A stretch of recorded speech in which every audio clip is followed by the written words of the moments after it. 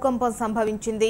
భూకంప ప్రభావంతో ఉత్తర భారతంతో పాటు ఉత్తరాంధ్ర జిల్లాలోనూ ప్రకంపనలు ప్రజలను ఆందోళనకు గురిచేశాయి. రిక్టర్ స్కేల్పై భూకంప తీవ్రత 6.9గా నమోదైంది. మయన్మార్లో సంభవించిన భూకంపం కారణంగా దేశ రాజధాని ఢిల్లీ సహా కోల్కతా, చెన్నై, పాట్నా, గోహతి, షిల్లాంగ్, అరుణాచల్ ప్రదేశ్లోనూ భూ ప్రకంపనలు సంభవించాయి. కొన్ని సెకన్ల పాటు భూమి కంపించడంతో ప్రజలు ఇళ్లల్లోంచి బయటకు పరుగులు తీశారు. భూ ప్రకంపనల కారణంగా ఢిల్లీ, కోల్కతా నగరాల్లో మెట్రో రైలు సేవలను తాత్కాలికంగా నిలిపివేశారు.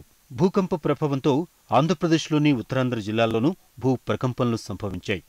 విశాఖలోని MVVP colony, Endada, Kirlampudi, Sagar Nagar, beach road తదితర ప్రాంతాల్లో భూమి కంపించింది.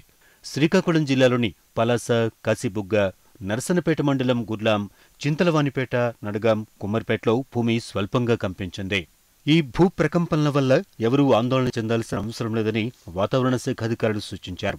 మయన్మార్లో వచ్చిన భూకంపం కారణంగానే తరంగాలు మనకు కనిపించాయని పేర్కొన్నారు.